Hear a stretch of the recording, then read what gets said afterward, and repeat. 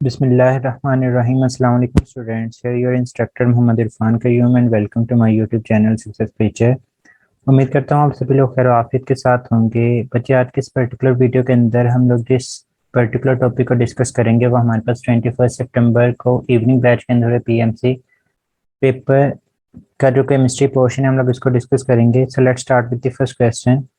Question number 1 start करने से पहले बच्चे ये बात क्लियर कर लें कि हमारे पास जो 21 सितंबर इवनिंग बैच ये किसी एक बच्चे ने पेपर जो था वो मेरे साथ शेयर किया। उनका जो 90% पोर्शन था वो सेकंड ईयर से आया हुआ था। अगेन रिपीट कर रहा हूँ कि एक ही वक्त में एक ही सेंटर के अंदर भी इवन डिफरेंट स्टूडेंट्स का पेपर जो है वो डिफरेंट होता है। इस वजह से मुख्तलिफ बच्चों के ऊपर ये चीज़ अप्लीकेबल नहीं हो सकती, लेकिन जिन स्टूडेंट ने मेरे साथ ये पेपर शेयर किया उनका 90% पेपर जो था वो सेकंड ईयर से आया हुआ था। तो इस बात से आप लोग अंदाज़ा लगा सकते हैं कि एक ही वक्त में मुख्तलिफ बच्चों का जो डिफ़िकल्टी लेवल होता है टेस्ट का वो डिफरेंट होता है। तो मेहनत के साथ साथ आप लोगों की लक भी वहाँ पे काफ़ी ज़्यादा मैटर जो है वो कर रही होगी। एनी हाउ हम लोग क्वेश्चन को डिस्कस करते हैं। क्वेश्चन नंबर 1 था, कहते हैं कि which of the following will react faster with alkenes during free substitution reaction. या फिर फ्री सब्स्टिट्यूशन नहीं आएगा यहाँ पे, फ्री जो हमारे पास सब्स्टिट्यूशन रिएक्शन होते हैं यहाँ पे free radical mechanism basically follow होता है और जनरली हमारे पास ये सब्स्टिट्यूशन रिएक्शन होते हैं। बच्चे, यहाँ से इस क्वेश्चन को डिस्कस करने से पहले एक बात तो ये क्लियर कर लें कि हमारे पास अल्केन्स किस किस्म के रिएक्शन शो करते हैं, वो हमारे पास सब्स्टिट्यूशन रिएक्शन शो करते हैं। और उसका मैकेनिज्म कौन सा होता है, ये फ्री रेडिकल सब्स्टिट्यूशन का जो मैकेनिज्म होता है वो हमारे पास फॉलो होता है। मतलब इसके अंदर हमारे पास जो है वो फ्री रेडिकल्स बन रहे होते हैं। अब हमने अल्केन्स का हैलोजेंस के साथ रिएक्शन करवाना होता है, तो हमारे पास बुक के अंदर लिखा है कि हमारे पास जो फ्लोरीन के साथ रिएक्शन होता है बहुत ज़्यादा वायलेंट होता है, मतलब दिमाग खेज हमें इसका रिएक्शन देखने को मिलता है। उसके बाद क्लोरीन और ब्रोमीन का जो रिएक्शन होता है वो हमारे पास इंटरमीडिएट होता है।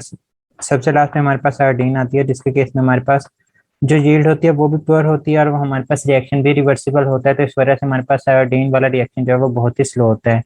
ऑप्शन के अंदर F2 तो था ही नहीं, इस वजह से हम लोग इसको सिलेक्ट नहीं करेंगे। पीछे हमारे पास Cl2 आ जाता है, तो यहाँ पे हमारे पास जो राइट ऑप्शन है वो अल्फा बनेगा, Cl2। क्वेश्चन नंबर 2 को देखते हैं। क्वेश्चन नंबर 2 कहता है कि which the following class of organic compound is not found in nature.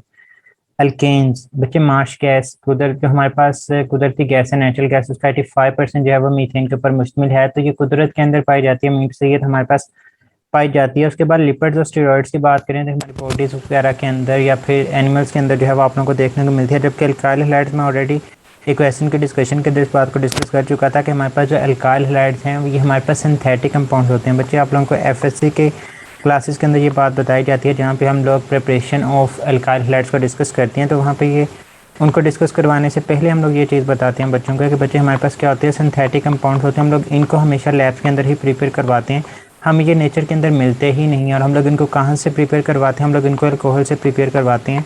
और अल्कोहल से ही प्रिपेयर करवाने की अगर आप लोगों से रीज़न पूछा जाए तो बच्चे हमारे इर्द गिर्द सबसे ज़्यादा जो ऑर्गेनिक कंपाउंड वैरायटी के अंदर पाया जाता है वो हमारे पास अल्कोहल होते हैं। इस वजह से हम लोग अल्कोहल से ज़्यादातर जो है वो हम लोग इनको प्रिपेयर कर रहे होते हैं। और अगर आपसे पूछ रहा है कि किस मैकेनिज्म के थ्रू प्रिपेयर होते हैं तो बच्चे याद रखिएगा कि अल्काइल हैलाइड्स को प्रिपेयर करवाना फ्रॉम द अल्कोहल, ये हमारे पास न्यूक्लियोफिलिक सब्स्टिट्यूशन रिएक्शन जो है वो हमारे पास मौजूद होते हैं। नहीं है, यहाँ पे हमारे पास जो राइट ऑप्शन है वो डेल्टा आ जाएगा।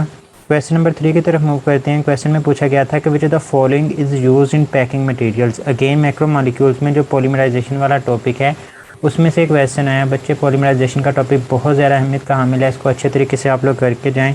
लाजमी तौर पे मैक्रोमोलिक्यूल में से 4-5 क्वेश्चन जो हैं वो सेकंड ईयर के पोर्शन में से पूछे जा रहे हैं। तो बच्चे, अगर हम लोग इनके यूजेस की बात करते हैं, सबसे पहले विनाइल क्लोराइड तमाम के जो पीटीबी की बुक के अंदर यूजेस लिखे हैं मैंने यहाँ पे आप लोगों के सामने हाईलाइट कर दिए हैं। जो पॉलीविनाइल क्लोराइड है हम लोग इसको फ्लोर कवरिंग के अंदर इस्तेमाल करते हैं, पाइल्स फॉर्मेशन या फिर ग्रामोफोन रिकॉर्डर्स इनके अंदर हम लोग इसको इस्तेमाल करे होते हैं।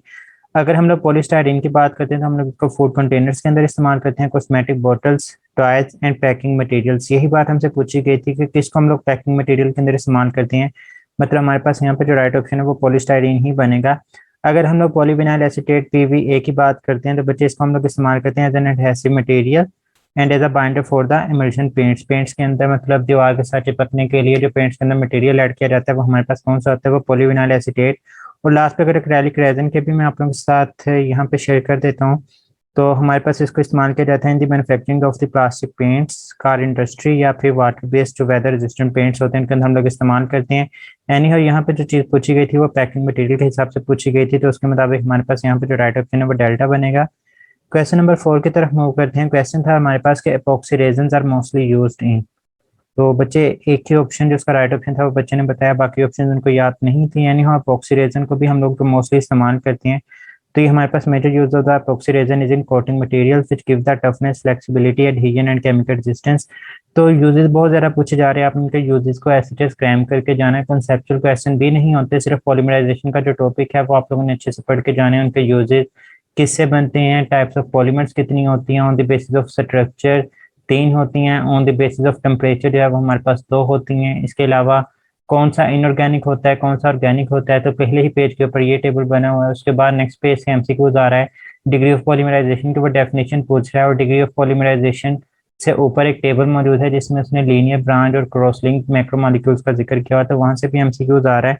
यानी और यहाँ पे हमारे पास जो राइट ऑप्शन है वो क्या आ जाएगा, epoxy रेजिन्स के जो मोस्टली इस्तेमाल होते हैं वो हमारे पास कोटिंग मटेरियल्स के अंदर आ जाते हैं।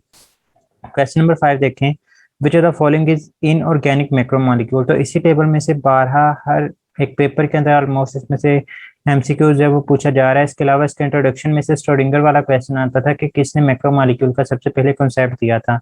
एनी हाउ इनऑर्गेनिक मैक्रोमोलिक्यूल हमने देखना है, तो इनऑर्गेनिक में से हमारे पास डायमंड, ग्रेफाइट और सैंड मौजूद हैं।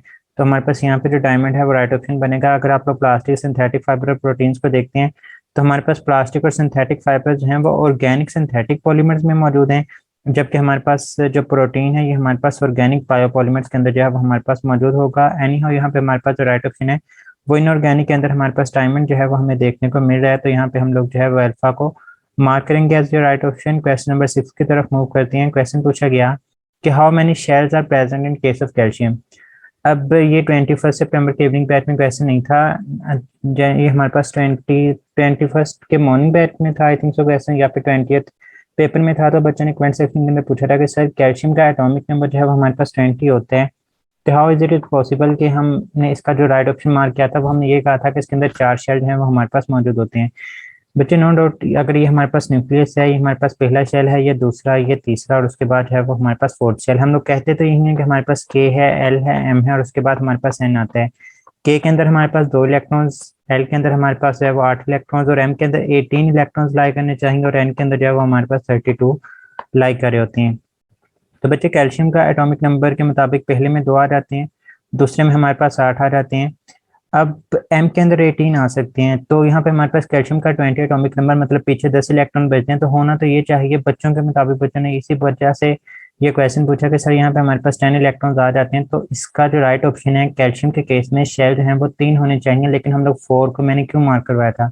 बच्चे याद रखिएगा कि जब हम लोग इसकी इलेक्ट्रॉनिक कन्फिग्रेशन लिखते हैं तो हम लोग कहते हैं कि 1s2, उसके बाद हम लोग 2s2 की बात करते हैं और 2p6 की बात करते हैं, और उसके बाद 3s2, 3p6, और फिर 3d10 से पहले हम लोग 4s2 लिखते हैं, और उसके बाद जो है वो हमारे पास 3d10 आता है।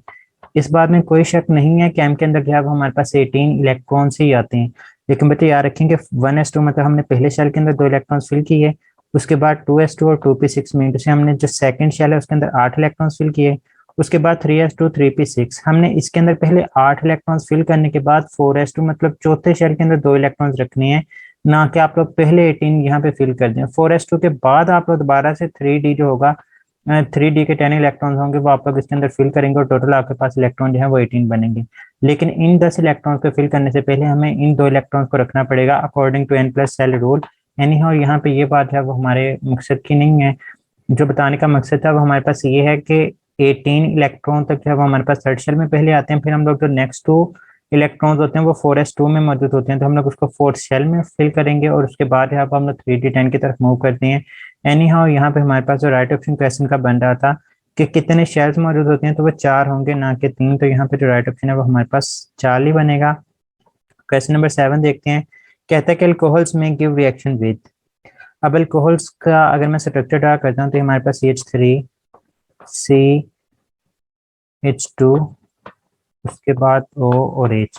बच्चे हमारे पास जो अल्कोहल है वो 2 तरह के रिएक्शन शो करता है। एक तो ये होगा कि हमारे पास CO बॉन्ड ब्रेक होता है, OH जो है वो हमारे पास रिमूव होगा पूरे का पूरा, मीट से एक नेगेटिव स्पीशी उतरेगी, और जब नेगेटिव स्पीशी उतरती है नेगेटिव ही आती है। तो मैं N से आप लोगों को याद करवाता हूँ कि नेगेटिव नेगेटिव को रिप्लेस करें तो हमारे पास कौन सा रिएक्शन होता है, हमारे पास न्यूक्लियोफिलिक सब्स्टिट्यूशन रिएक्शन जो है वो हमें देखने को मिल रहा होता है। और दूसरी टाइप के जो रिएक्शन होते हैं वो हमारे पास इस तरह से होंगे कि COH जो है वो हमारे पास मौजूद होता है। यहाँ पे हमारे पास जब बॉन्ड ब्रेक होगा वो कौन सा बॉन्ड ब्रेक हो जाता है, हमारे पास ऑक्सीजन और हाइड्रोजन का बॉन्ड ब्रेक होता है। तो हाइड्रोजन क्या है, ये पॉजिटिव स्पीशी है, पॉजिटिव पॉजिटिव को रिप्लेस करे तो ये हमारे पास किस किस्म का रिएक्शन होता है, ये हमारे पास इलेक्ट्रोफिलिक रिएक्शन जो है वो हमें देखने को मिले होते हैं। तो यहाँ पे हम लोग जो राइट ऑप्शन मार्क करेंगे वो हमारे पास बोथ ए एंड बी जो है वो हमें देखने को मिल रहा होगा।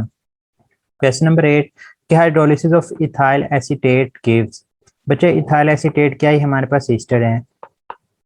हम लोग क्या करवाते हैं, हम लोग अल्कोहल का रिएक्शन करवाते हैं किस चीज़ के साथ, कार्बोक्सिलिक एसिड के साथ। और हमारे पास जो प्रोडक्ट बनती है वो दो चीज़ें बनती हैं, नंबर 1 हमारे पास ईस्टर बनता है और नंबर 2 हमारे पास जो है वो वाटर बन रहा होता है। अगर हम लोग इसी रिएक्शन को देखते हैं तो हमारे पास स्टेरिफिकेशन रिएक्शन कहलाएगा, और अगर इसी रिएक्शन को हम लोग रिवर्स करवा देते हैं तो हमारे पास हाइड्रोलिसिस कहलाते हैं।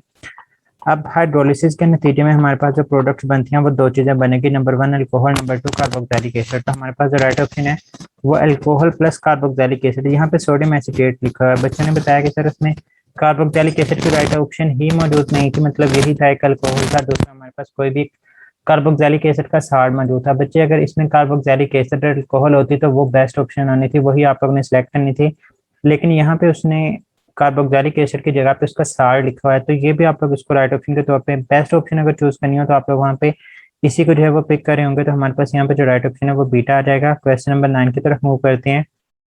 Which of following is the correct representation of the first law of thermodynamics. तो बच्चे del is equal to Q plus W जो है वो फर्स्ट लॉ ऑफ थर्मोडायनेमिक्स की रिप्रेजेंटेशन होती है। एनी हाउ इसके नेक्स्ट टू केसेस बनते हैं कि अगर work done by the system हो या फिर work done on the system हो। अगर work done by the system होगा तो हम लोग बोलते हैं कि del is equal to Q minus W आ जाएगा, और अगर work done on the system होगा तो हम लोग बोलेंगे कि del is equal to Q plus W आ जाएगा। तो ये दोनों की दोनों फॉर्म्स आपको पता नहीं चाहिए। एनी हाउ जो हमारे पास फर्स्ट लॉ थर्मोडायनेमिक्स होती है वो del is equal to Q plus W के ही बराबर हमें देखने को मिलती है। क्वेश्चन नंबर 10 देखें, कहता है the slope of the graph showing the rate of reaction is. तो बच्चे यहाँ पे हमारे पास बुक के अंदर जो ग्राफ गिवन है वो इसी तरह से है कि हमारे पास जो स्लोप है वो नीचे की तरफ आती जाती है। बच्चे अगर आप लोग इसकी स्लोप फाइंड आउट करते हैं तो हमारे पास जो स्लोप होगी वो नेगेटिव के अंदर देखने को मिलेगी, क्योंकि स्लोप आप लोगों ने फिजिक्स में भी पढ़ा हुआ है कि वाई एक्सिस के ऊपर जो क्वांटिटी मौजूद होती है वो डिवाइडेड बाय एक्स के ऊपर जो मौजूद होती है। अब अगर आप लोग वाई वाली वैल्यूज को देखें तो वो नीचे की तरफ आ रही है, मीन से वाई की वैल्यू डिक्रीज होती जा रही है, और एक्स वैल्यू जो है वो आगे मूव करती जा रही है, मीन से एक्स वैल्यू इंक्रीज होती जा रही है। तो हमारे पास क्या होता है कि जब न्यूमरेटर में वैल्यू कम होती जाती है तो हमारे पास जो वैल्यू होती है वो कम होती जाएगी, नेगेटिव के अंदर आती जाएगी, जबकि डिनोमिनेटर वाली वैल्यू बढ़ती जाए तब भी आपके पास वैल्यू जो है वो कम होती जाती है। मीन से यहाँ पे हमारे पास जो स्लोप होगी वो नेगेटिव के अंदर जो है हमें देखने को मिल रही होती है। तो यहाँ पे हमारे पास जो राइट ऑप्शन है वो बीटा आ जाएगा। क्वेश्चन नंबर 11 की बात करते हैं। कहते थे इलेक्ट्रॉन पेयर और bond pair occupies the dash space and bond pair exact same line. यही क्वेश्चन के अंदर पूछी गई और यही पीएमसी का डिफॉल्ट सबसे बड़ा गलती मानने को वो तैयार नहीं है, हालांकि बहुत सारी मिस्टेक्स पीएमसी के